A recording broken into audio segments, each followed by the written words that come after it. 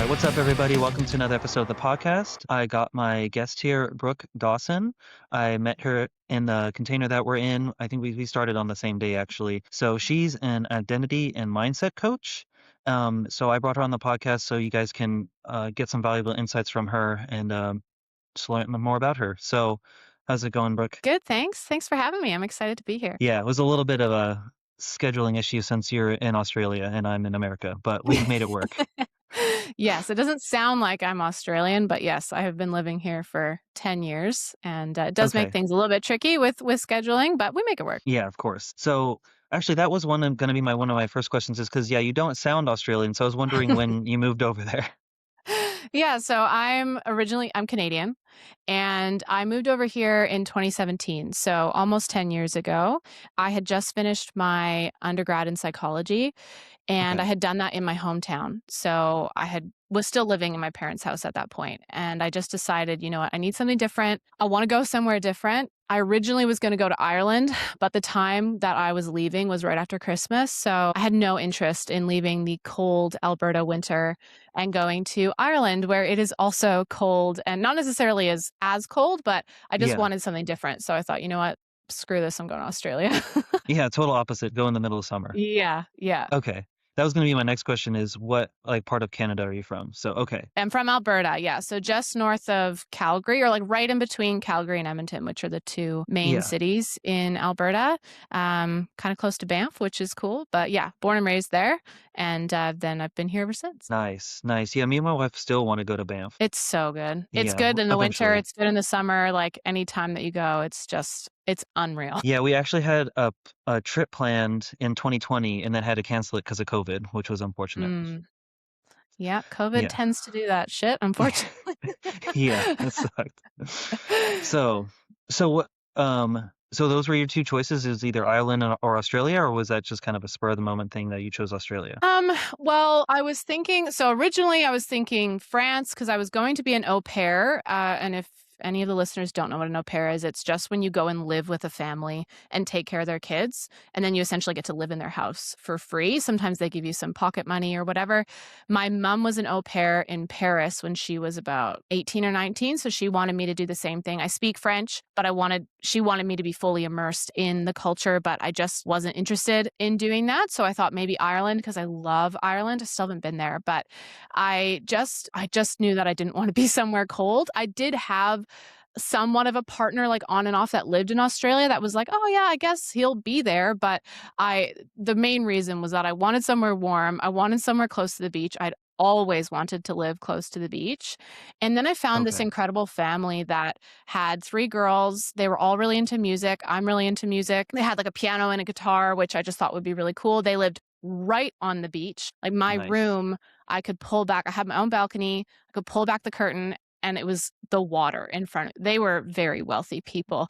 And so it was a little bit out of place from that Mhm. perspective, but it was such a cool way to just spread my wings a little bit, but not be fully just jumping off the cliff, going from living at home to just moving out. Like I had this family kind of dynamic that I slipped into, but Nice. that's ultimately why I decided to go or to come here. And Mhm. then I just never left. Of course. So what part of Australia did you move to then? I moved to Sydney on the northern beaches, Okay. and the northern beaches are known for being the wealthy part of the Okay. city. And so where I was I didn't know this when I chose the family, but Mossman is specifically where I was, and it's very, very wealthy there. So it was cool. I felt very out of place, but it was very Mhm. cool, very nice way. I had my own car. I had a work car, Oh, and then I had a nice. personal car. I got to live there for free. The girls were in school, so I know you have kids. I have kids. Well, I have a Mhm. daughter who's two, almost two. So it's very different, like taking care of a 2-year-old versus taking care of a 7, 11, and 13-year-old. I just got them ready in the morning, dropped them off. I had the whole day to myself to do whatever I wanted. Picked them up at Oh, the end of the day, nice. took them to extracurriculars, made dinner for the family, maybe got the girls like just making sure they're having a bath or shower or whatever, and then I was done. So it was really cruisy, and man, it was such a cool way to just like Yeah. explore a new place. Nice. Nice. Yeah, because with the girls being older, yeah, you don't have to do like too much. Mm, You're just the live-in babysitter. So that's pretty cool that you yeah. got to do that. Yeah, it's not really something I don't think guys can really do. That'd be kind of weird. I have heard of it, but it's Uh-huh. definitely not as common. Yeah. Yeah. So, yeah, because 'cause I've always wanted to go to Australia too, and I haven't been there. I do also wanna go to Ireland because I haven't been there, but like, my ancestors are Irish, so I'd like Cool. to go back there. Um, awesome. So you've been there for, like, 10 years now, Mhm. and so you mentioned that you're not only the the identity and mindset coach, but you also do you said speech pathology? That's what Yeah. you'd started doing? Okay. So Yeah, how did you get so into that? so I, after my year working with I ended up working with 2 different families throughout my time, in Sydney, and I grew up with 2 teachers as my parents, so I've always kind of thought I would go into something where I was teaching or helping, but the idea of being in a classroom with 30 kids did not interest me at all. I always felt more drawn to working one-on-one or with kids that needed more help, and so Mhm. when I did this au pair job, a couple of the daughters that I was working with, they did have some stuff going on, and I really had to step up and help them because the parents were so busy being the CEOs of their massive companies. Yeah. And so it gave me a real insight into how much I love being able to build relationships with little ones and being able to help them. I didn't know exactly how. And then I ended up meeting my now husband on my very last day. Like I lived overseas for 16 months. And then on my last day, we met and he drove me to the airport after our Mhm. first date. And so I went Okay. home, but I was like, I didn't know what was going to happen. And we just kept talking. And while we were talking, I was like, you know what? I think I want to do my master's degree. Where could I do it?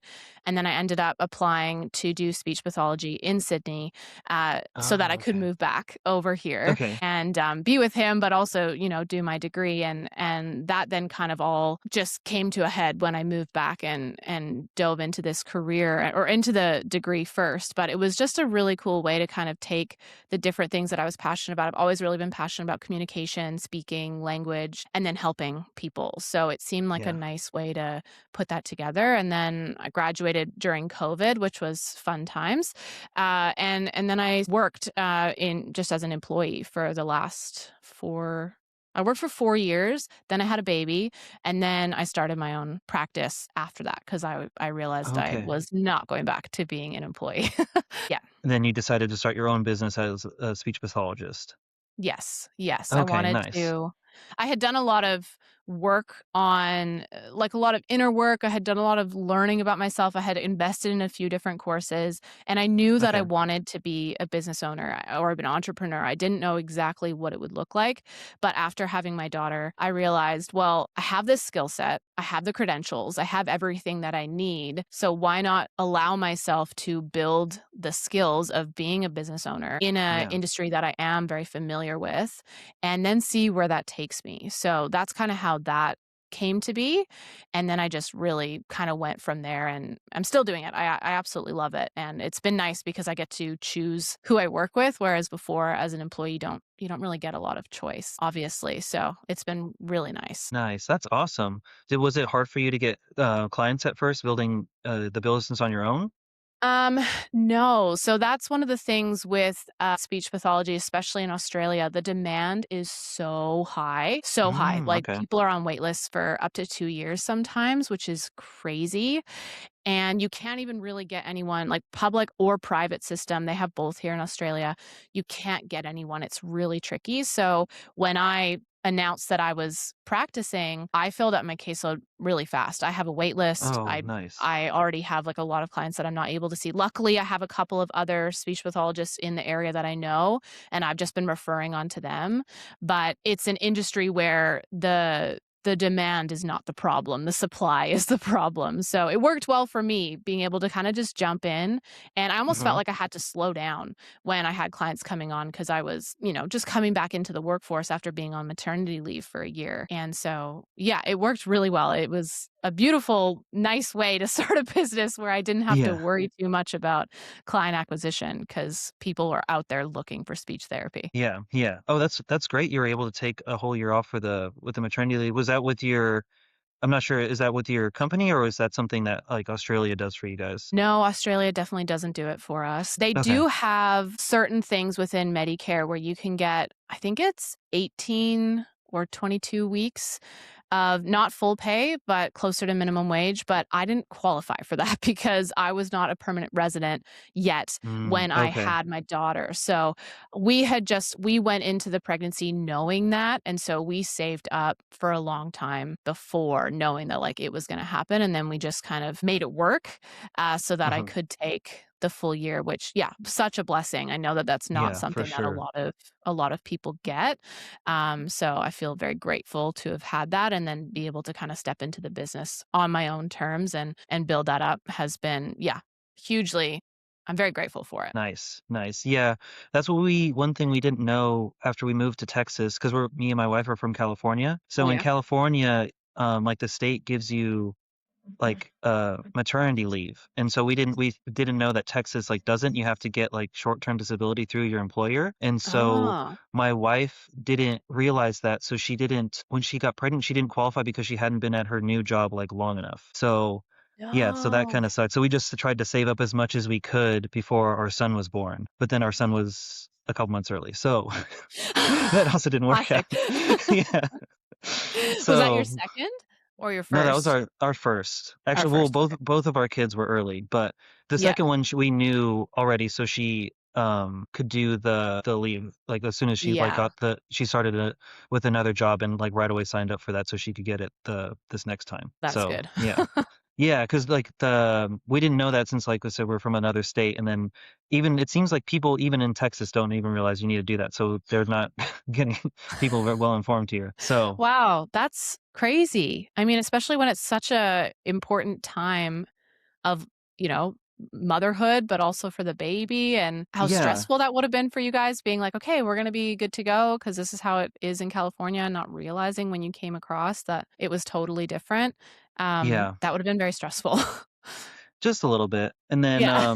yeah, that's why I wish there would be like some kind of like federal thing just for like that part. Mm, Like I know I don't like really like this kind of going out totally off subject, but I'm not like a fan of like super big government things. But just same. for maternity leave, I think like for how much we pay in taxes, we should at least get some of that for that part. I think You would for think.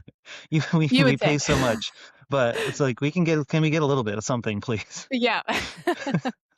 Like 3 So months, please. Like, yeah, that's not even nearly enough time, but it's you would definitely think. not. Yeah, so that's it's I'm so, like, happy for you that you're able to take a whole year because that's really what, like, the children and the mom need is to have that bonding. So that's really after my son was born, and then once we found out we were pregnant with our daughter, that's when I started really taking, like, the coaching business like, my coaching business seriously because I just been coaching my friends, and so once we found out, my wife was gonna have our daughter, that's when I really wanted to push it so that way I could, build my business up so she wouldn't have to work anymore. So she could be, like, at home with the kids. Even though I I love kind that. of yeah, so I think she'll still kinda want to work because that's kinda how she is. But my goal is that she won't like, it's gonna be her choice. She doesn't have to work anymore. That's Yeah. really cool. I think that's an amazing goal and so good for her to then have the choice to go, "Well, I'm gonna do 2 days." Like, right now, I do 2.5, 3 Nice. days. I mean, on the weekends, I feel like I'm always kinda doing stuff for the coaching business, but that's just because I love it so much. But Yeah. I have dedicated days during the week where I'm not working, and it is so nice. Like, my daughter's about to turn 2, and the fact that we've had this much time, quality time together is like, I know how rare it is, and I know how special it is, and it's something that I feel very passionate about moving forward, like, even with building my own business of going, I never wanna get to a place where I'm working 5 or 6 days a week. That's not the goal for me. The goal is Yeah. to be able to have a sense of purpose and to be able to help other people and lead other people on this journey, but also knowing that a massive part of my purpose or number one purpose is being a mom. Yeah, exactly. Yeah, luckily, because my other job is working on the railroad, so with my 2 incomes, my wife only works, like, 2 well, right now she picked up a 3rd day just 'cause the, she's a nurse, so Mm. the girl she takes care of, they're short the family's shorthanded, so she's just picking up a 3rd day for, like, a few weeks just so they find someone, but, yeah, she only works 2 days a week right now, so that's at least I'm getting there, but, yeah, that is the goal is so she won't have to work, and then eventually I can quit the railroad so that way I can just be home with the kids and we can travel and do our own thing and not have to worry about it. Hell yeah, come to Australia. Yeah. Yeah, exactly. Exactly. Yeah, the closest we've gotten is Hawaii. I We've gotten, mean, like, halfway there. that's on the way. Yeah, yeah. So, alright, so let's get more into your coaching business. What made you decide to do the identity and mindset coaching? Well, I think that a lot of it stemmed from my own experience of growing up being someone who was always called the smart girl, who was always really good at school, got really good grades all through school. That was who I was. And it really did become my identity to the point where I became so fearful of making a mistake or doing anything that would tarnish the reputation because it wasn't necessarily a conscious thing that I was thinking, but it was such a big part of who I was that I didn't even understand how I could possibly break free of that. And so then I graduated school, I did university, I did my master's degree, and it was kind of just the same continuation of that pattern of stopping myself from doing anything that was outside of that kind of arena of what I was good at, what I was naturally inclined to do. So then getting to a point where I realized that my life was very unfulfilling because I didn't really know who I was. And I also knew I had some inkling or inner knowing that I could be doing so much more. And this was before I started the businesses and before I did Mhm, all this work on myself. But I had this feeling that there was something out there for me that I could create, but not in the current way that I was operating. Things were going to have to change. I was going to have to strip a lot of these layers back and I was going to have to let go of these stories. And so I started really getting curious with myself on what are the words I actually use when I make a mistake or when I'm unsure about something, when I feel like there's something that I just don't do. Like I had so many things that I was like, oh yeah, I'm not a runner or mm, I am not a painter. I'm not good at cooking. I had all these things that I had just labeled myself as being not good at. So one of the very first things that I did was I just started experimenting with that. And I actually took a 6-month period where I went, okay, every month I'm going to do one skill every single day for 30 days just to prove to myself that I can do it. And I'm not going to worry about any sort of metrics of the speed or the, I don't know, like depending on, like I did painting for one and I wasn't, you don't really do speed for that. But like I yeah, wasn't focused on any of that other than the fact that I was showing up and doing it. And the very first one that I did was running. So this was 2023, I think, beginning of the year. I started running and I was like, every morning I'm just going to get up, put my shoes on and run. Whether I do 1K, 3Ks, I don't care. I'll track it on, on my watch, but I'm not going to look at it. And while I was running, the most important thing for me was that I was saying out loud to myself, I am a runner. I can do this. My there legs you are go. super fucking strong. This is so easy. I'm so fast. Like it felt silly in the moment, but it actually worked. I felt my speed. Like I would go back and look on like Strava and I would see that my speed was increasing. I was actually getting better. And then so I started on January 1st. January 8th, I think, my husband said to me, "Let's go on a trail run." And I had never done a trail run before. I had never ran further than maybe 4Ks in my entire life because Okay. I truly believed I was not a runner. So he was in the military. He is built for running. Like imagine the most like Okay. perfect like body for running. That's him. So we would do sometimes go on runs back in Sydney back in like COVID days. And I would get so puffed always by the end of the second kilometer because I had the story of like, I can't do this. I suck at this. Mm, So of course I'm not going to be able to do it. And so yeah, 8 days into this challenge for myself, he said, let's go on a trail run. I was like, sure. Put it on Strava, but don't tell me. Don't tell me how far we've gone, how fast. I don't want to know. And so we just ran and ran and ran. Every time we came to a hill, either I would say or he would say, this is easy. Your legs are built for this. You've got this. This is so easy. You are a runner. And then at the end of it, I was like, Kate, this is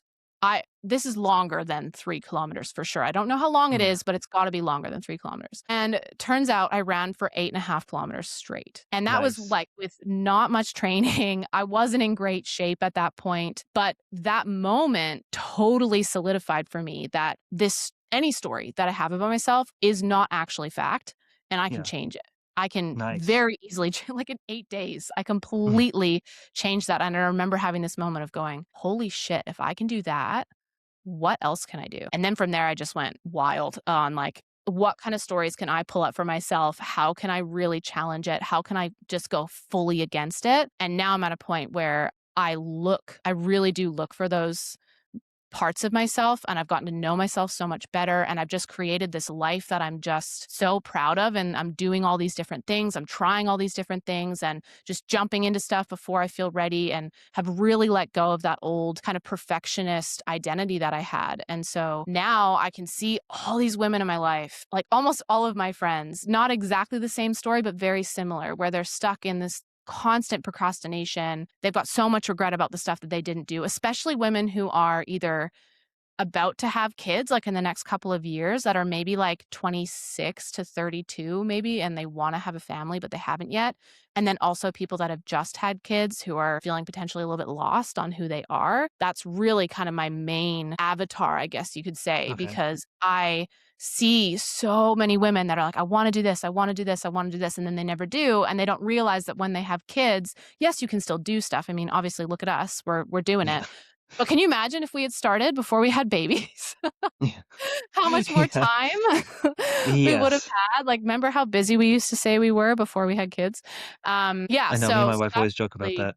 yeah, that's really kind of the impetus for me, is to support women to be able to just challenge these stories that they've held about themselves that they have believed to be fact because they're not. And there is so much of an opportunity that comes from changing the way that you talk to yourself. Like, my big thing is really about our language. How do we show up? How do we talk to ourselves?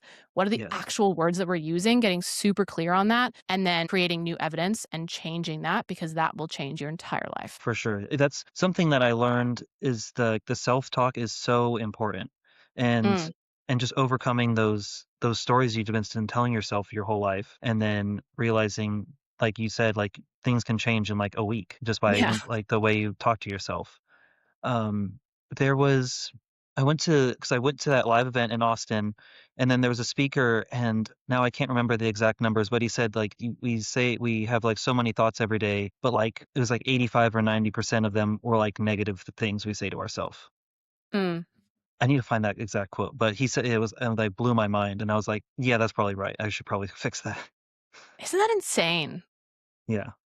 That's insane. It's crazy. And I think it's not necessarily like it's not like you have to change every single thought. It's actually more around noticing the thoughts and Yeah. becoming more aware. Because so many of us, we you don't even know that you're doing it. You don't even know that you're beating yourself up or shitting on yourself for whatever it is, because the thoughts happen so fast, and it's a habit that you've built over 20, 30 plus years, that it's not even like in your conscious awareness. And so a lot of the Yeah. work that I do is helping women to bring those thoughts into their conscious awareness so that we can start to really get clear on, well, is that even my thought? Is this even my voice? Where did this come from? Why am I giving this so much power? And then being able to kind of move through it from there. But yeah, that I think I've heard, I mean, I can't remember exactly what the quote is either, but I've heard that concept before, and it always blows my mind. But I also believe it. I fully believe that, yeah, most of us talk incredibly negatively to ourselves. And then we wonder why we have all these issues. Yeah, yeah. Yeah, that's definitely something that I've been, like, working on and, being in the container that we're in, being more mindful of these things, as I wasn't even thinking about it before.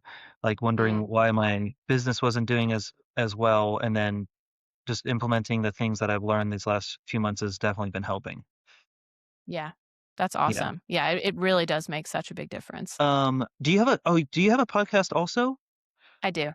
Okay, nice. So what do you talk about on your podcast? I mean, really, I started it as kind of another one of the challenges that I mentioned before. Not exactly the same, but I just had this realization that I had been talking about wanting to have a podcast for years and hadn't done it. And then I got to a point where I was like, you know what? I'm never going to feel ready. Obviously, I have 3 years of evidence that I didn't feel ready. So instead of just continuing that, let's try something different and Yeah. just jump into it. So it's called The Process with Brooke Dawson. But the reason that I called it that was because I wanted to be able to talk about basically anything that I am learning or unlearning or working through, changing my perspective on. A lot of it obviously has to do with language and identity, work, inner work, mindset, that kind of thing. But I also love just talking about what I'm working on or like a new project. Like I ran a challenge in my community a little while ago with I don't have a big community yet, but even like talking through that and how I'm just becoming the embodiment of of what I teach, but not waiting until I'm ready. Like this morning, I did my first singing lesson in 17 years. And that's another thing that I'll probably make a podcast episode on because it's like another avenue of just like getting to know myself better and just challenging myself to go, you know what? Life, just because life has been a certain way up until this point doesn't mean it has to be moving forward. Just because I have an idea of who I am or what I do or what I don't do up until this point, cool. Well, I can change it. I can change the story. I can do whatever I want. And Yeah. the podcast has really been kind of just an opportunity for me to practice expressing that and really Nice. owning my voice and owning this, this opportunity that we have to step into the best version of ourselves. Nice. Nice. So you mostly do your podcast like a solo podcast then? Combination. I had a guest on Monday. I have 2 more tomorrow. It's probably Nice. half and half at this point. Okay. So, Okay. I when I started, I was like, I'm gonna focus on doing it just for me.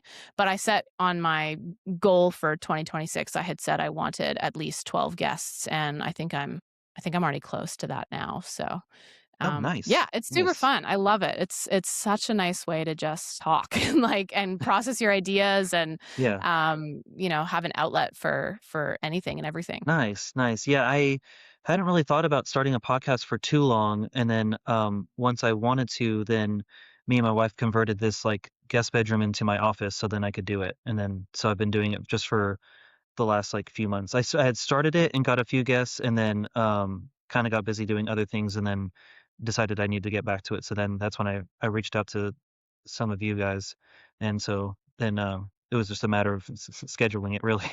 Yeah.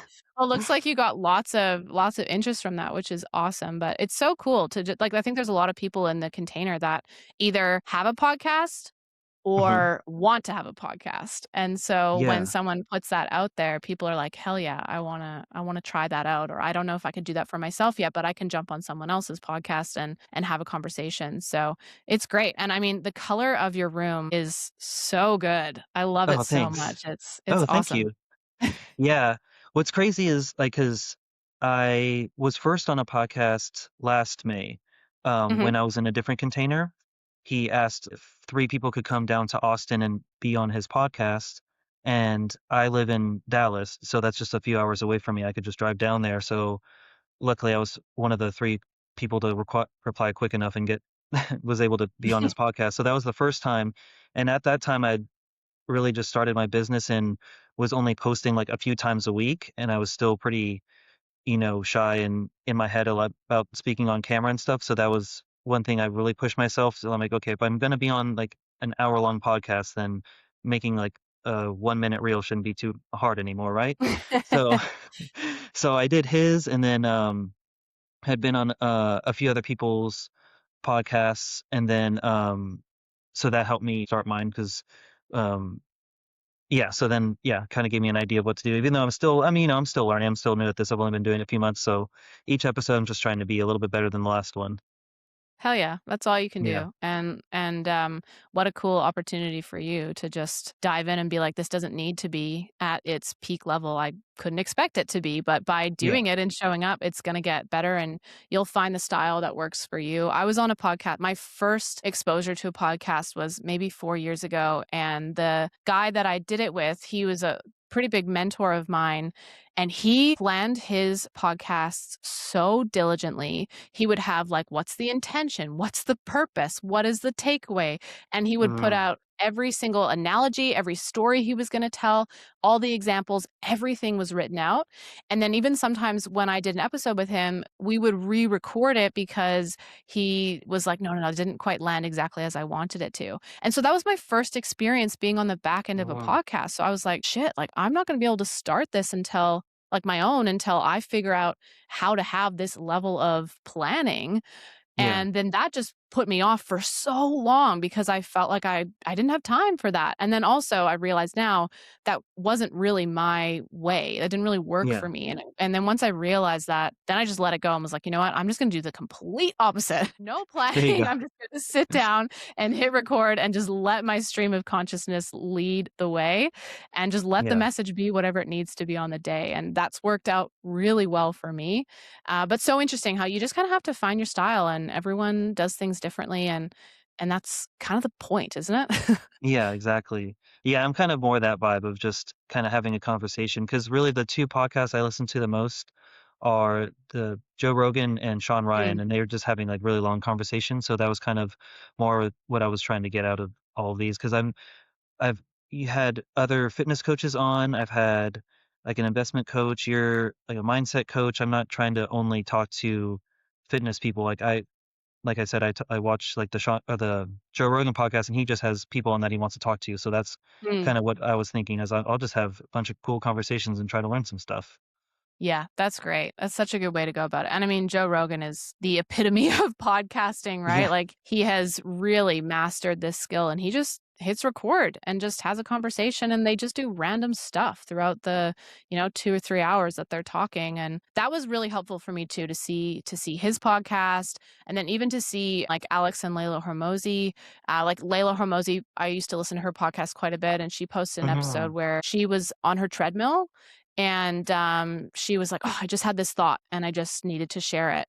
And even that for me kinda helped me go, "Wow, you really don't have to do things a certain way." And that's my old programming of right? of being a perfectionist coming up where I was like, "Huh, there are so many different ways that you can do this and people are gonna resonate with different things." But also, if you're trying to fit into the box of what someone else does, you're not gonna be able to show up as consistently, it's not gonna be as authentic, the energy's gonna be off, and so you Yeah. kinda just gotta lean in to whatever works for you. So, yeah, I think it's awesome, and I love it. It's been one of the cool I'm so, so glad that I started the podcast, and, in my head, I'm like, "I'm just gonna trust it, trust the process, and let it take me wherever it takes me." Yeah, the authentic part is a big thing. That's why I'm just trying to, um, work on myself, and as well as just be getting better at speaking in general. Yeah. And it'll I feel happen. yeah. I know. I feel like my grandfather was actually an English professor, and Really? then yeah, and then my aunt is an author, and then so then when I've it's probably well, it's a really just I guess, this is the story you told yourself. I've always been good at like math and science, and I've always told myself I'm not good at English. So it's just one of those things that I need to stop telling myself that and actually be good at speaking. Yeah, absolutely. And I mean, English, as in like the class from school, is so different from speaking and, speaking to your expertise and your passion as a fitness coach. Totally different things as well. I mean, Yeah. I could talk for hours about how stupid the school system is. But there's such a level of like, here's the box. And if you want to do well, you've got to fit inside the box. But we only teach everything in one particular way that only caters to about 10% of students. So if you don't Mm. fall within that, sorry. Yeah. And so then if you don't fall within that, then you're made to feel like you're stupid or like you're not good at it when in reality it's probably that the teaching style didn't match what you needed in that moment and then the story builds from there and then a lot of people just like never come back to it. They're just always like, oh well, I suck at this, so I just won't do it anymore. Yeah. I've also learned I'm just like better at taking tests. Like, and it's Mm. sometimes I found that I don't always retain the information, but I'm really good at taking tests. So I can usually at least everything. I don't know how they do tests in Canada, but a lot of things in the United States is like multiple choice. So I Yeah. can usually like figure out what the answer is. Yeah, I was the Yeah. same. I was the same. I felt like such a bit of a fraud when I was in high school because like I said, I was known as the smart girl and I did learn some things, but I also felt like I was just really good at memorizing. I would memorize Yeah. all the information, take the test, and then if someone was to ask me about any of the content 6 months later, I'm like, nope, that's gone. Like, Yeah. I don't remember any of it. So I don't really think that counts as learning. But I Yeah. think I was just so stressed from needing to feel like I was at the level that I needed to be at that my brain wasn't learning anything. I was too stressed out. Mm, okay, okay. Oh, so let's backtrack a little bit. So about the school system. So I kind of want to dive into this if you don't mind. Hell But yeah. Okay, cool. So we're leaning towards probably just going to homeschool our kids because of that reason. And I mean, we live in Texas, so it is a more conservative state. Hmm. But I mean, that was kind of why we moved here because to get out of California and all the ridiculous stuff they were going to be teaching our kids there. So Yep, that's why we want to homeschool our kids. So what are your views on that? Are you thinking of homeschooling your kids too, or I don't 100%. know how? Okay, yeah, 100%. Yeah. I have been pretty firm on that. As long as we can make it work, but I've been pretty firm on that since, oh, I don't even know, a really long time, probably like 5 or 6 years since I've become just more aware to the current state of affairs. And also, as I've done more work on myself to realize how much my stories about myself came from being in the school system. And I had a mm, conversation with my dad, who's a teacher. And I said to him, I have such a fear of making a mistake. Like, I feel like I have to always be really good at things before I even start them. Like, I have to come out the gate already being good at them. And he was like, that doesn't make any sense because I always say that, failure is your greatest teacher and it doesn't matter what grades you get as long as you're learning something. And we had a conversation back and forth on, well, how did that happen that apparently were telling me this message and I didn't internalize it at all. But I spent most of my days at school. And I was also in like extracurriculars. So before school, after school, I would sometimes be there from 7 a.m. till 6 or 7 p.m., especially in high school. So the time that I was getting taught by these teachers was so much more than what I was getting taught by my parents. And yeah, it just really instilled this like such a narrow view on learning, on what it means to be smart, on, the fact that you can't even ask for help. That's cheating, right? You can't ask your peers to work together on something. You've got to figure everything out on your own. yeah, And if you don't know it, then you're stupid. And if you speak up in class, then you're disrespectful. Whereas in the real world, the people that speak up and that question authority and that say, "Hey, no, that doesn't sound right to me," that's the kind of person that I want to be. But that's not what you learn in school. You learn how to like sit still, don't speak yeah. up, don't question anything, and just like try and blend in as much as possible, which is the opposite of what I want for my kids. Same. Yeah, because the whole that whole school system they came up with was just to make like obedient factory workers. So that's Exactly. not really going to be like who we want our kids to be when, like you said, when they grow up. We would need them to be people that think outside the box and not get like stuck in that negative self-talk. So I think I can relate a lot to that of like you said, you like right when you start something wanting to be like perfect at it. That's how I feel like Mm. a lot of times, and it can be frustrating, or I think I set goals like maybe they're unrealistic, like okay, I'm going to do this by like this timeline, and then when I don't make it there, then I'm like, oh, I suck. And then it's like, but I still made like some progress. But like that's what I've been working on, is like I just need to be more patient, which I guess is what I've been kind of working at for a long time. But but because I also play drums, and I've been playing drums since I was 10. But like right when I Nice. started playing, I was always frustrated that I couldn't do the more like complicated things. But it's like, of course you can. You're just barely learning how to like use all your limbs separately. But what was frustrating, and it's me because I played for a long time and then I quit for a while. So I don't think I played because I think it was like 8 years I didn't play because I moved into like an apartment, and then I was with my wife and I couldn't really ever play because we lived in like a little apartment, and then I ended up trading the drums because we're gonna move again. I didn't have anywhere to store them, and then but I traded the drums for some tattoos, so that's why I got some Nice. of these. But um, then once I moved here to Texas, the guitar player I used to play with in California said he wanted to start a band again.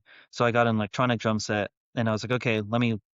He sent me the songs, and I was like, okay, I know in my head I know what I wanted to play. But then like Mm, it's been 8 years since I played it, so like my limbs weren't working, and then so that was pretty frustrating because I'm like, I used to be able to play this so easily. What happened? And it's like, well, yeah, you didn't do yeah. it for 8 years, but it's okay. It just took me like a few months, and I got back to it. Yeah. Yeah. Isn't it so wild that we just develop such a sense of like black and white thinking? Like we either are this or that, and it's very hard to see the nuance. And I truly believe that that is drummed into us in school because it's like it's not like you learn something and then they give you a whole bunch of ways that you can show you're learning. You get one chance on one day with one test, and if you're someone like yourself or me and you test well, great. But if you don't test well, then like Then sucks to be you basically, or if like your parents got in a fight the night before, or you were really sick, or like your brother was something was going on with him so you didn't get a good sleep, and then you've still got to come in and do this test, and there's no nuance. It's like you either know it or you don't, and then this mhm, the curriculum set up in a way that it's like, well, once we've done that test we've got to move on to something else, so it's not even like you get feedback from it and then you can try again or you can redo it.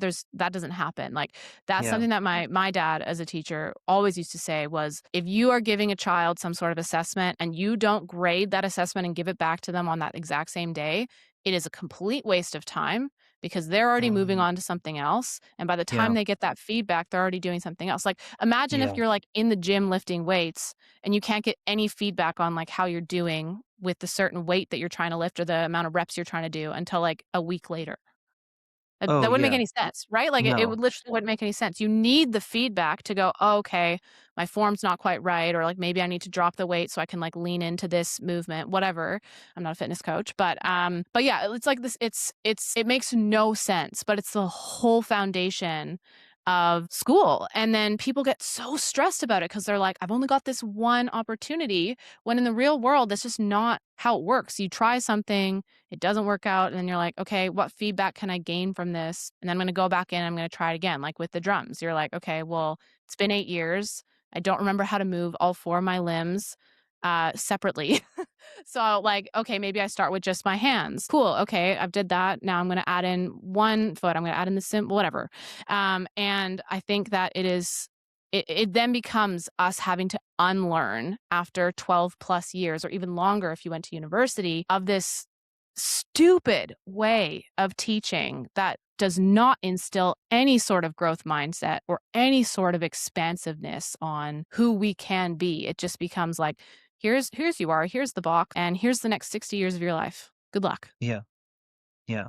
So, yeah, real quick, that's why since I'm a fitness coach, I have my clients, like, send me, like, their training videos, and then I get back to them as soon as I can. The only problem is, like I said, I still work at the railroad, so if they send me their training videos while I'm at work on the railroad, I can't get back to them until I'm off of work, but I still get back to them as quick as I can because of Yeah. that reason of getting the feedback as quick as possible, because it is so frustrating when you, like, need that feedback and then you don't hear anything for, like, a few days, and you're just like, "What is going on?" Yeah, absolutely. And I mean, the cool thing about with coaching is that you give that feedback and then that client gets to go back into the gym and try again. Like that's Yes. the point, right? Like that's where it actually connects and they can go, okay, Sam said this. I need to adjust this movement in this way. And then now I'm 1% better. I'm even 10 or 20% better than I was. And I can feel it more as I'm moving my body. Like that's how it should be. But in the Yeah. school system, it's not set up that way. It's just, you learn the stuff, then you have the test, and then you move on to new stuff, and then you just forget about all the old stuff. And if you didn't get it, tough bickies. Like that's just the Yeah. end of the line for that specific topic, and you'll basically have a story that you suck at that topic for the rest of your life. Yeah, there's a homeschooling program here. I can't remember the name of it right now, but that I've looked into. I think they were on the Sean Ryan show. Um it might have been a couple years ago now, but that's how I found out about it. And I like the way they have it set up. Like you have teacher you see like once a week with the kids, and then the rest of Hmm. the time is like the parents homeschooling. But I like how it was set up because they pick like a topic for like the whole week, and like the example they had given was like, you're going to learn about like George Washington this week, and then it's tiered depending on how old the kids are. So like all your kids will learn about George Washington that week, which is nice if you have kids that are different Nice. ages, so you're not trying to teach like each kid like a different things that week. It'll be the same thing. It'll just be like obviously like the younger kids will just be like for kindergarten, they're just going to be coloring a picture of George Washington or something, and then as they get older they're going to be like writing an essay on it, then giving like a presentation, and it just kind of keeps building on it. Like every year you get back to that and you just go more in depth. And then they also do like public speaking and some other extracurricular activities like that to get um them better. And they said like all their kids, they either that graduate either go get like a scholarship to a university, or if they don't want to go to university, then they just go to like a trade school, which I'd be Mm. like fine with my kids doing like either one, whatever they want to do. Yeah, same. You know. Same. I feel like I'd be leaning less towards traditional university than a trade. I feel like trades are the way that they set up trade school is really cool because you get so much hands on experience. It's like they realize that with certain skills that you need that, but for Mhm. some reason, other skills they think that you don't. Like even in my master's degree as a speech pathologist, most of it, 90% of it was all theory. And so Interesting. we got to do a couple of placements. I think I did 4 placements throughout my time, and a couple of those were during COVID. So I literally spent one of my placements doing COVID tests half the time, which was a bit of a joke. But anyway, I digress. But most of it was sitting in a classroom and just learning the theory. And I remember saying to one of the professors at one point, "Okay, I understand, the different reasons that a child might have a speech disorder, but what the heck do I actually do in a session? How do I actually structure a Yeah. session with activities and how do I provide homework and all these things?" And so I graduated and I felt like I got on the job and then I'm like, okay, well, now I have to learn how to actually do this. And I ended up, luckily, I had done a lot of work in classrooms. I had worked as a camp counselor for adults and children with disabilities. So I had a lot Okay. of practice building rapport and relationships with people. I felt like I just fully lent on that because the stuff that I learned, yes, the theory was important when it came to setting therapy goals or whatever, but actually being, human to human and Yeah. structuring a session, they didn't teach us anything about that. Or if they did, it was Mm. like a 30-minute lecture. Huh. Whereas in trade school, you get so much more of like get into the thing and actually practice it. And I know a lot of people that have done university degrees that have said the same thing, that it's like a lot of the theory's outdated and they leave going, I don't actually feel prepared to do this career that I'm supposed to be in. And then you get on the ground and you get that practical application and then you learn. Yeah. But it seems really backwards to me. I don't get it. Yeah, you think that, like, the field you're in, you would do Right? um, way more stuff, like, in person because you can, like, only learn so much theory, but a lot I would think with that profession especially, you need, like, to practice, like, with Yeah, other people. yeah. Yeah. I got, like, I think there was 4 to 6 weeks, 4 times in the Oh, whole wow. degree. That was it. Yeah. Um, it was crazy. So I definitely felt like I was just leaning on my own kind of gut instincts as opposed to being like, I have learned how to do this at the level that I should be for a master's level degree. Yeah. But I think I do think a lot of degrees are really, they just focus on the theory and the people that are teaching them a lot of them have been professors for a long time. So they're not even clinically practicing themselves. So they're, like, Yeah. far removed from it. It's just like it's a continuation of the normal school system, I think, and so I would much rather, like, for my kids, like, if they finish homeschooling and then they're like, "I wanna go get an apprenticeship underneath someone that works for a business," or, "I wanna go to a trade school," or, "I wanna start my own business," I would be much more inclined to be like, "Yes, go do that," as opposed to racking up debt, going to university, and then coming out and still having no idea what you wanna do. I totally agree with that. I think it would only if they were gonna go to university for something like engineering or to be a Yeah. doctor or something like that, then yes. But if you're gonna go to school for really anything else, it'd be just you're just gonna end up in debt.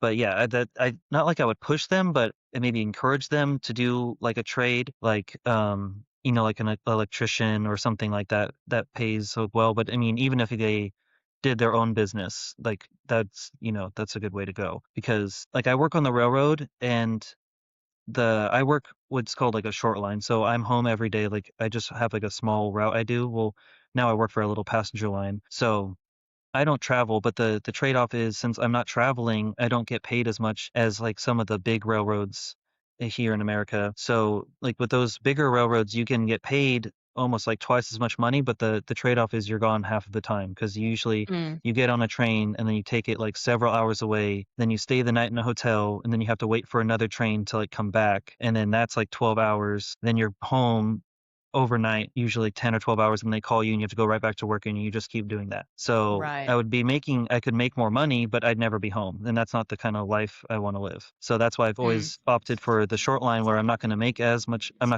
money, but at least I can be home, every day with my wife and now with my kids. But that's why I'm pushing for the coaching business because I mean, the driving a train is like, okay, it's kind of cool, but I'm not really impacting anyone's lives like super positively. Like, okay, like now my job is okay, I take people to the airport. Like, I guess that's kind of positive, but I think it's much more impactful if I can help someone, lose 30 pounds, get in, like a way healthier a life and then be able to live longer to see their kids grow up. I think that's Hell way yeah. more impactful than just getting someone to an Yeah. airport.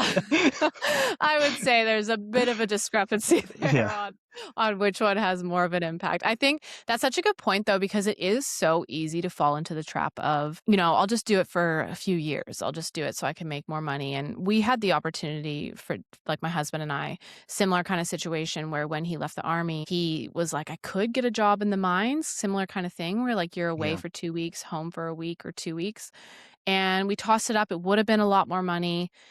And we were like, but at what cost? Like, yes, there's a financial cost, but what about the emotional cost? What about the psychological cost of having to spend so much time away from each other? And this was at a point where I think it was about a year and a half, 2 years before I got pregnant. So we knew like that like parenthood was coming and we're like, this is our time to spend quality time together. And now, especially as parents, we would never, ever optimize for money over quality time with our kids, ever.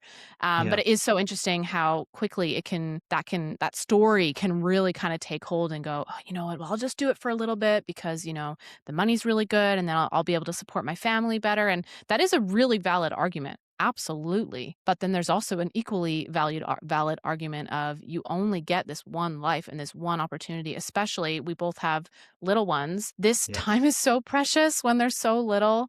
And by the time like they'll turn 5 soon and then things will change. Like obviously we're talking about both doing homeschooling, but it's still different than having like a little one that is so dependent on you and loves you so much and you're their favorite person in the entire world. And so for me, I'm like, there's actually no amount of money that would be enough for me to be like, bye kids, like yeah, that just no. wouldn't be it for me. So it sounds like it's very similar for you, which yeah, I totally Oh, agree. yeah. Yeah, because if he worked on the mine, like, 'cause you guys still live in like, in the Sydney area? Because if he worked in the mine, wouldn't you have to, like, go to, like, Western Australia or something? Isn't that where they usually are? So we're in Queensland now by Brisbane, Okay. but there are mines over in Western Australia. There's also some up like towards the top of Australia. So either way, he would have to like fly in and fly out. Yeah. I know a lot of people that do that work, but for us, it was just we're like, okay, so yes, you'd have 6 months of the year here with me, but then you'd have 6 months of the year away. Mm, that's not the no. game that we want to play. So we opted for, yeah, less income, but now building like my coaching business. He's also building a custom motorcycle building business. Oh, that's super cool. So yeah, so that's kind of our gig for the next little while is supporting each other to make those things happen. That's awesome. That's awesome. Yeah. That's so cool. Yeah, my wife won't let me get a motorcycle, but honestly, I don't even really wanna get one here in Dallas. I was thinking about getting one when I lived in California because Yeah. of, like, traffic and stuff, and, it's legal to lane split, but it's always, like, the problem 'cause I have friends that have motorcycles and they've gotten in accidents because people hit them. And so it's never really you have to worry so much about other people, and just the drivers here in Dallas are just the worst ever. Really. And so I'm scared for my life in an SUV. So I'm not gonna get on a motorcycle here. Like, Fair these enough. people these people, just I don't yeah, it's a whole thing, like, they cannot drive. Like, even the cops, like, I saw that a cop, like, crashed by himself. So What? yeah. Okay, Yeah, that's because it's wild. like yeah, it's like every day when I was driving to work at my last job, I had to, like, go, like, through because I live in, like, a suburb of Dallas, and I had to drive, Yeah. like, through, like, right by downtown, and it was every day there was a car accident on my way to work. It, like, never failed. So I'd have That's to give myself, like, an insane. extra 30 minutes to get to work because there was gonna be a car accident on the way. It's wild. Why is that a thing for a city to just collectively be I really don't know, bad 'cause drivers?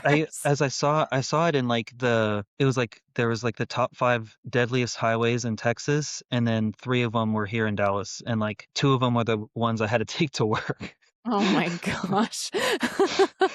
That is not ideal. Yeah, maybe stay away from the motorcycles then. We live, Yeah. outside of Brisbane, so we live in, like, a small town, and it's very quiet here. Oh, yeah, it'll be it's Um that's way safer. That's way safer. Yeah, yeah, I mean, look, there's always the possibility, but in my head, I'm like, he is so happy riding bikes. And so I just can't get in the way of that. I gotta let him do his Yeah, thing. But yeah, he does talk a lot about how so much of like the training that he's been riding bikes since he was a little kid, like dirt bikes and stuff. But cool. he said a lot of the training is yeah, is how to be defensive, is how to kind of like look at what other people are doing and how to stay in a spot where like they can see you in the rearview mirror. If they're looking, apparently in Dallas they're probably not looking, but Nope.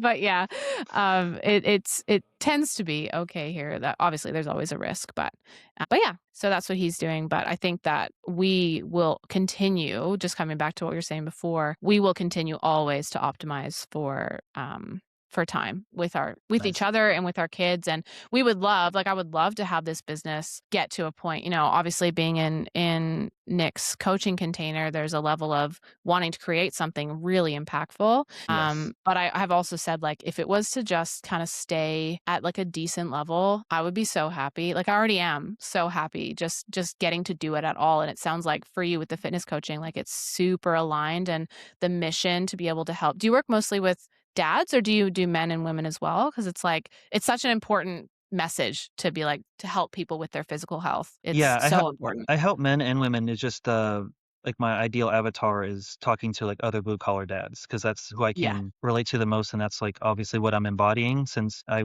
still work on the railroad and I work out and have two little kids. So that's who I'm trying to talk to is other guys that are in my position, but haven't been working out like I have, and they want to make that change to be healthy or lose the weight, and because usually the guys I talk to they've realized I mean, especially in this line of work, your coworkers are going to give you a hard time about like everything. So if you're overweight, they're going to give you like an extra hard time about it. Mm. So usually that part of it, and then they can't even get up and run around with their kids because they get winded and all this stuff. So to make like their like impact their lives positively is what my mission is. Yeah, absolutely. Is there a lot of people on the railroad then that are like pretty overweight? Because I imagine, is it like a lot of sitting? Yeah, if you're an engineer like I am, where we drive the trains, then yeah, you're sitting all day. So that's usually the Yeah. people that are are going to be overweight, like the conductors, um, that they're those the guys that are working on the ground. So like in freight, those are the people that put like the cars together, and you're super active. Like when I was a conductor, I'd get 15 to 20,000 steps a day. Yeah, So wow. doing that, like some guys are still like gonna be a little unhealthy because usually they're, drinking beer on the weekends or like on their Mm. time off. So and they're not working out. So you're still gonna gain weight or just be, kind of skinny fat or whatever. But once they have those same habits of drinking all the time and eating fast food or getting something on the gas station on their way to work, and then you sit down for 12 hours, that catches up to you pretty quick. Oof. Yeah. So, luckily for me, when I became an engineer, that's when I was already working out, and I actually oh, no, because that's when got my first bodybuilding coach was right after I became an engineer because I didn't want that to happen. So, but yeah, a lot of people, they'll gain like 30 pounds once they become an engineer. Yeah, wow. That Yeah. doesn't surprise me because, like, even for myself as a speech therapist, when, like, up until that starting that job, I'd always been in jobs where I was moving. Like I said, camp counselor, I worked in a catering kitchen. I was always moving. And then I got this job, and it's so much sitting, like, on the floor at a little desk or, like, with the kids or at my normal desk. And yeah, I put on I don't know how many pounds it was. It probably would have been close to like 25 or 30. And so I can imagine like, yeah, just driving a train. Like I at least was like getting up and sometimes moving around, but if you're driving a train, you're just sitting there the whole time, Yeah. right? Yeah, pretty much. You're like, I mean, I do like a passenger train now, Mhm. so I get up, like I go one direction, then I get up, and then I walk to the other side of the train, Oh and then yeah. I drive the other way, and then I get up, we take a break, and then so it is actually a little bit more walking because I'm like walking back and forth. When I was like in freight, I'd really just like if I had to, I'd get down and like throw a switch for the conductor like every once in a while, but most of the time you're just chilling up there. So Mm, yeah, yeah. Yeah. so it can be kinda hard to hit your step goal when you're sitting down that much. So, what I would do, and I would look kinda silly, I know it's not the same, but at least to be moving, like, if we get stuck at a light and be waiting there for a while, I'd just, like, get up and, like, walk in place, or I go out and, like, walk the catwalk of the engine, and Yep. then the conductor would yell at me that we got a light, so I look like a crazy person as I'm, like, pacing back and forth on the locomotive. We're like, what is this train driver gonna do? Yeah. Just getting my steps. Yeah. Or the I'm other not thing crazy, that I promise. the other thing that I would do, to get my steps would be to do laps around the gym. So I'd do like a set and then I'm just like sitting there on the machine, like on my phone. I would get up and like walk around the gym or like on if they had turf, I'd like walk back and forth on the turf for 2 minutes instead of like sitting around. And so that by Yeah. the time I'm done with my workout, you have like so many 2-minute rests. You've gotten a good amount of steps. So I look like, everyone would be like, what are you doing? I'm like, getting my steps. And then it was just like a joke. Like everyone just see me like just walking around the gym every day. But that's I what you mean, gotta I think do. that's kinda genius. I think it's genius. You gotta do what you gotta do, and, like, those 2 minutes every between every single set, that would add up, Yeah. especially if you're doing that every single time you work out. I think it's like those little things that, most people make fun of that you're like, "Well, okay, make fun all you want, but see you later," as I, absolutely crush it. Yeah, because it's either that or I have to spend an extra 20 minutes, like, on the Stairmaster getting my steps Exactly. afterwards, so, Yeah. trying to be more time efficient here. Yeah. No, Yeah, that's a really cool way to do it. But no, I think that your mission and your purpose, like with helping especially dads, is so important. I think that, uh, for a dad to be more physically fit then lends itself to him being more present, probably with his partner, yeah. being present with his kids, probably tapping into some mental health stuff, and just like overall, so many benefits for the entire family from a dad taking care of himself. Yeah, I'm trying to, like and so they can be, like, a good role model. Because even like, that's, Absolutely. like, the big thing, and there can be like a stigma around like eating healthy or, working out, like is like kind of like a chore, but I wanted to frame it more as like you get to do it. And then if especially if you start doing it when your kids are younger and they always see like dad like working out, then it's just kind of like a normal thing. And then they'll probably want to do it and like have the same healthy habits as they're growing up. And then it won't like as long as and especially if you do it when they're young, then that's just going to be like kind of second nature. So then, your kids aren't going to be overweight or have to struggle with these things when they are older. Absolutely.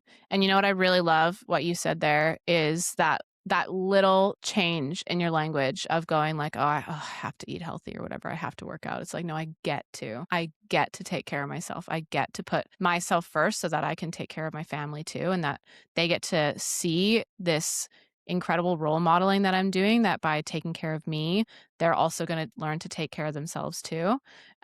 It feels so different when you change just that one word. It's one of my favorite ones, Hmm. from going, "I have to do this," to "I get to do this." What a blessing, what an opportunity.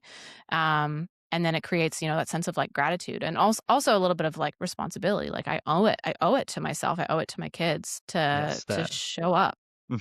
That one. Exactly. Yeah. Yes. So awesome. Well, it is getting kind of late here. So That's this all was a good. this was a this was a great podcast though. This was really great. I'm so glad we can make it work with the time difference and everything. Absolutely. Thanks for having me on. This Yeah. was so fun. And like I said, I'm super stoked about what you're doing. And because we're in the same coaching container, I get to follow along your journey. And yeah, I'm just really excited for what's to come for you. And just coaching in general, I think is just so rewarding and fulfilling. And go us. Yeah, exactly. Yeah. It will be exciting to watch your progress as well. Yeah, thank you. Cool. Yeah. So cool. This is great. And then everyone so one more thing. So if anyone wants like any help with their mindset and everything, so what's like what you can plug your podcast and then your Instagram where can they find you? Yeah, absolutely. If Mhm. you're wanting to get in touch with me, you can find me on Instagram at Hey Brooke Dawson, and that's Brooke Dawson. And then you can also find my podcast. It is The Process with Brooke Dawson on Apple, Spotify, and on YouTube as well. And yeah, I'd love to get in touch with you if you're interested in that. Awesome. Awesome. Great stuff. Okay. I'll talk to you later. Sounds good. Bye. Bye.